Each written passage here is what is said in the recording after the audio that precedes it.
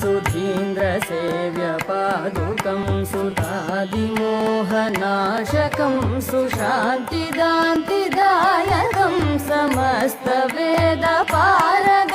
सहस्रसूर्यभासुरं समाहिताखिलेन्द्रियं सदा भजामि शङ्करम् सदा भजामि शङ्करम्